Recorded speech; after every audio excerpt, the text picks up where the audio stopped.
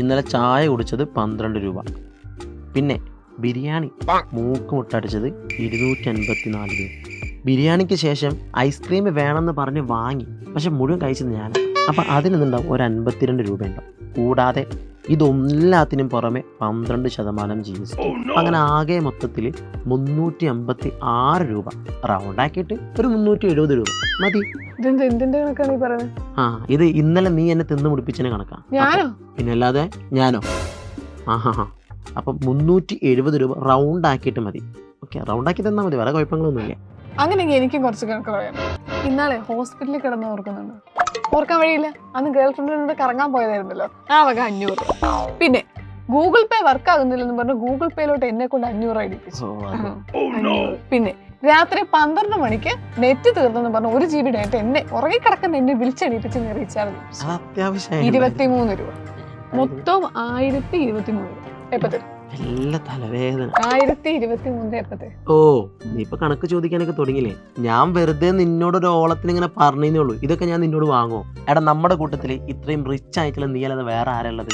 U are the richest person in the Kerala, in the Kozhikode, in Idukki, in the Manali എല്ലാം. പിന്നെ അങ്ങനെ ലോകത്തിലെ റിച്ചസ്റ്റ് പേഴ്സൺ ആരാന്നറിയാം? അതിപ്പോ സംശയം നമ്മുടെ എലൻ മസ്ക് തന്നെ, അല്ലാണ്ട് വേറെ ആര്? എത്ര കോടി ആസ്തിയുണ്ട്? അത് ഒറ്റ സെക്കൻഡ്. എലൻ മസ്ക് അല്ലേ എന്റെ ഫ്രണ്ട്. എലൻ മസ്കിന് ഒരു 384 കോടി മുതൽ 500 ബില്യൺ വരെ അയാൾക്ക്. Billion, you know. അല്ല, രണ്ടാമത്തെ ആരെന്നറിയോ? ലാരി എൽസൺ, ഒറാക്കിളിന്റെ 341 ബില്യൺ. ഓഹോ, അവരൊക്കെയാണല്ലേ. ഈ കോടിക്കൊന്നൊരു വില ഇല്ല തോന്നുന്നുണ്ടല്ലേ. ഈ 341 എന്നൊക്കെ പറയുമ്പോ ഏകദേശം ഒരു 6 ലക്ഷം കോടി, 10 ലക്ഷം അതിനൊക്കെ വരെയായിരിക്കും അല്ലേ? അറിയില്ല. അത് 1000-500 മാത്രം കണ്ടവർക്ക് അറിയാൻ സാധ്യതയില്ല. വലിയ ഡയലോഗ് അടിക്കണ്ട. 3ാം സ്ഥാനം ആരാന്നറിയോ? നമ്മുടെ സ്വന്തം സക്കർബർഗ്. അല്ല, സുക്കർബർഗ്. ഞാൻ അവനെ അങ്ങനെ വിളിക്കുന്നത്, നമ്മൾ ഭയങ്കര ക്ലോസ് ആണ്. അല്ല, പിന്നെ വല്ല ഡയലോഗ് അടിക്കുന്നുണ്ടല്ലോ. ഇപ്പൊ വേൾഡിലല്ലേ, ധൈര്യം ഇന്ത്യയിലേക്ക് വാ. ഇന്ത്യയിൽ ആരെന്നറിയോ? മുകേഷ് അംബാനി. ഇതുവരെ അദ്ദേഹത്തിനെ പൊട്ടിക്കാനായിട്ട് വേറൊരാൾ വന്നിട്ട് വരും. അങ്ങനെയല്ലേ കേരളത്തിലേത് നമ്മുടെ യൂസഫ് അലി ആയിട്ടായിരിക്കും അല്ലേ? ഇപ്പോഴും ആ കാലത്ത് നിൽക്കും അല്ലേ?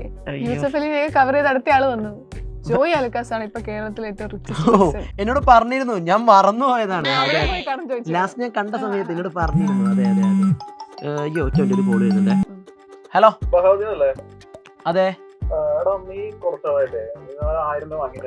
എടാ, നീ ഒരു 1000 രൂപക്ക് ഇപ്പോൾ എന്നെ വിളിച്ചു ചോദിക്കാണോ? എടാ, നിനക്ക് ഇന്ത്യയിലെ റിച്ചസ്റ്റ് പേഴ്സൺ ആരാന്നറിയാവോ?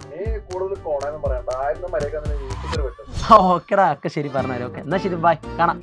അല്ല, പിന്നെ കൊടുക്കാനുള്ള പൈസ അല്ലല്ല, ഞാനൊരു 5 ലക്ഷം രൂപ കടം കൊടുത്തിരിക്കും. അവൻ എപ്പോഴാണ് തിരിച്ച് വേണ്ടതെന്ന് ചോദിക്കാണ്. എന്താ ചെയ്യാ?